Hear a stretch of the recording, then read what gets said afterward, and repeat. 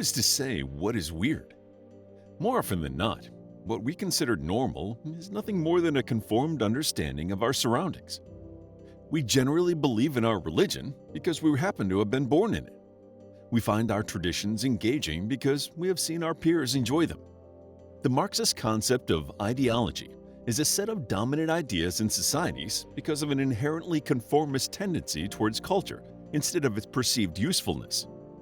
Many people, like Carl Jung and Joseph Campbell, have argued that this tendency to trust our surroundings instead of questioning it forms our understanding of normal and weird. If one looks at things from afar, everything is weird to some extent. Still, to talk about weird traditions, we need some sort of common ground from which we can digress. Let us consider our increasingly urban, postmodern world as the absolute, and things in history that divert from this particular understanding of morals, ethics, and practice will be considered weird.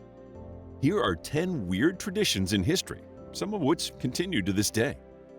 El Colacho in Spain. This tradition belongs to the north of Spain, where there is a settlement called Castrillo de Murcia. The local festivity has been continuously celebrated since the 17th century, but its origins go further back. Also known as baby jumping, this ritual involves a man, dressed as the devil, jumping over babies born in the last calendar year. The babies are laid out on a mat for the spectacle on the first Sunday after the feast of Corpus Christi. The purpose of this tradition is to cleanse the baby's soul and protect it from future sins. The roots of this belief lie in both pagan traditions and Christian ideas. The event starts with a procession and ends with a jump. After the jump, the babies are further cleansed by holy water. During the week-long event, not only does the man dressed as the devil jump over the babies, but he also terrorizes the locals. Pot throwing in Corfu, Greece. Another seemingly odd tradition in a small corner of the world takes place in Corfu, Greece. The Holy Saturday witnesses the people of Corfu fill large clay jugs with water. Then, these pots are thrown from the windows and balconies into the town center. The pots smash into pieces upon hitting the ground. The origins of this tradition supposedly go back to the 14th century, when the Venetians began ruling the island. The Greeks changed the customs a little bit by introducing clay pots. The Venetians used to throw out their belongings. Some claim that the tradition goes further back and dates back to the days of ancient Greece. People gather to see this smashing display of Orthodox Easter celebrations. Visitors from across the country and even the globe come around to be spectators.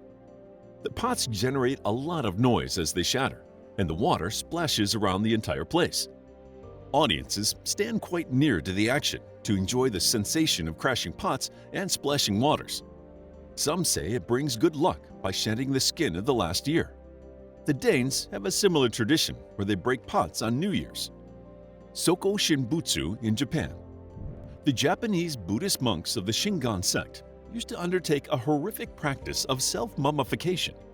For 1,000 days, the monks would consume nothing but roots and barks, getting rid of their body fat in the process. After this tedious and lengthy program, the monks would consume a kind of poisonous tea, which would induce continuous vomiting. This would lead the body to get rid of its fluids, leaving only a shell behind. The monk was then guided to a tomb, accompanied by a ventilation tube and a bell. The ventilation tube helped the monk to breathe. The monk would ring the bell from inside as a way of communicating with his adherents. The ringing of the bell was the assurance of life. The sounds of the bell would fade over the next few days. When the bell rang no more, the monk was no longer alive. Due to the grueling nature of this process, few chose this pursuit. The Buddhist monks believe in the sacrifice of the material aspects of life, which leads them to the heightened stage that Buddha achieved. Ashura in the Shia sect of Islam. Islam has several sects and branches, with the Sunni being the most common one. The second most common sect is the Shia sect. The Shia sect's most characteristic holiday occurs on the 10th of Muharram, the first month of the Islamic lunar calendar, marking the day when the Battle of Karbala took place. Hussein ibn Ali, the Prophet Muhammad's grandson, was martyred in said battle, making it an occasion for mourning. The grave of Hussein became a pilgrimage site for Shia Muslims shortly afterward. Today, to show solidarity with Hussein and his companions' struggles against Yazid, The Shia Muslims lament and mourn as their processions proceed to a specified destination, mostly a place of worship. Processions usually take place on the 8th, 9th, and 10th of Muharram. As the people march, they whip themselves in unison and sing songs of grief. There is a long history of poetry and literature in the Arab world and the Eastern world, which lends itself very well to the occasion. There is also a darker side to this tradition, as people often hurt themselves severely after flogging themselves with knives and other sharp weapons. In some countries, public processions during Muharram are illegal, and the people mourn inside their homes. Trial by ordeal in medieval times. Trial by ordeal is a common phrase in English, and there is ample reason for it being popular in this language since it was during the Middle Ages that it became a common judgment. However, precedents have existed throughout history.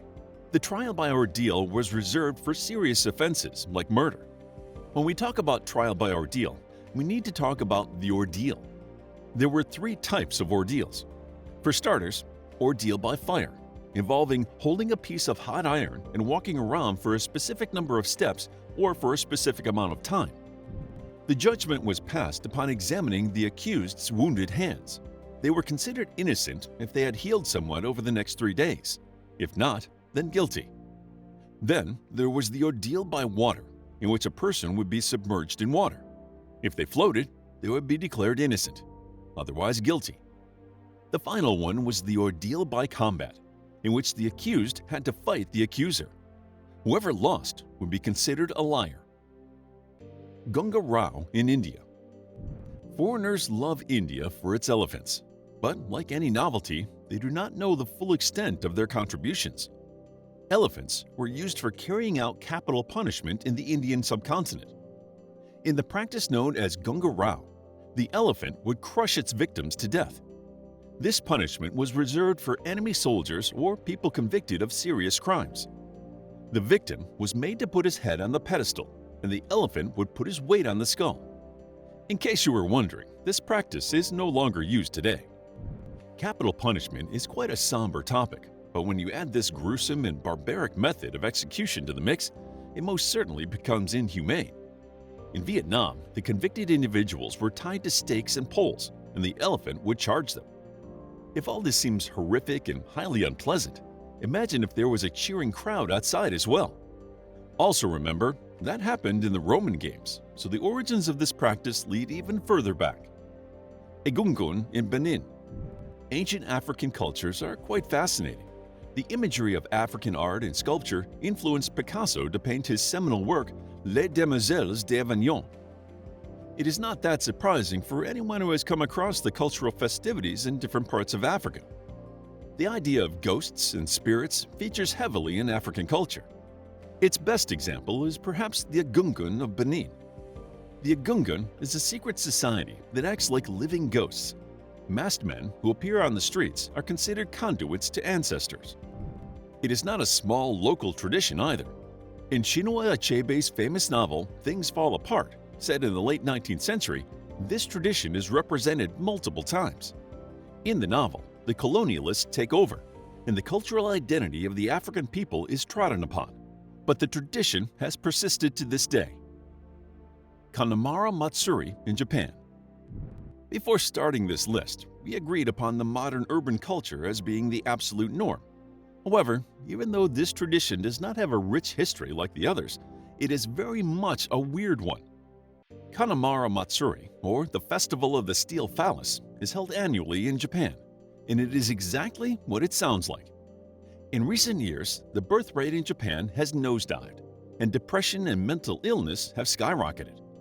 This festival offers a social way of combating this problem. The festival consists of sexually explicit sculptures of male genitalia being carried through the streets. Even though the Japanese culture is generally quite apprehensive of publicly discussing sexuality, the Kanamara Matsuri remains a pleasant exception. Not only young people, but families also participate to show their support for the initiative and celebrate the creation of life. Although the festival's influence lay in Japanese mythology and their cultural and historical norms, the festival began quite recently in 1969. The Nergey in the Mongol Empire.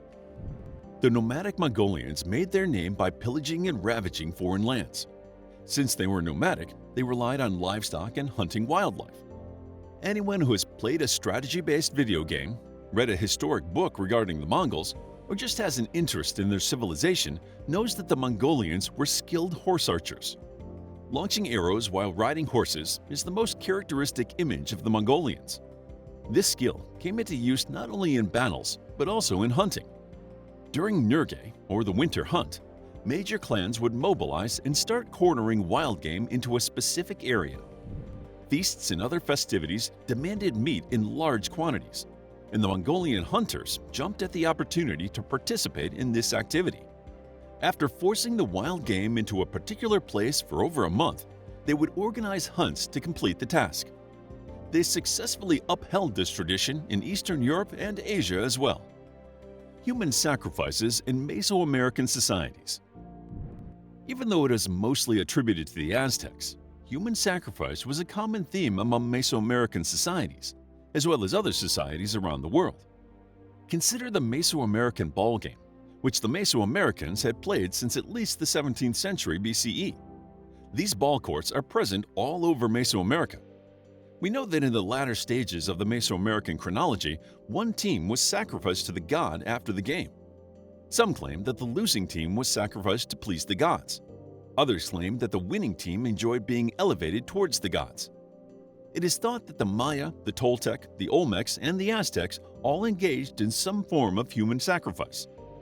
During the Spanish conquest, the Spanish noticed this tendency among the Aztecs and were shocked by it. Archaeologists have found many skulls in the Mesoamerican pyramids that attest to the existence of this tradition. Some sacrifices served the purpose of pleasing specific gods, so in times of famine or widespread illness, these became more common. Here we have looked at 10 weird traditions in history, but history is full of many more. What we consider normal is just one variation of a larger whole. For someone who lived a millennium ago, our world would probably seem the strangest of all. We hope you enjoyed this video on 10 weird traditions in history. If you did, please hit the like button and subscribe for more videos like this. Also, grab your free mythology bundle ebook while it's still available. The link is in the description.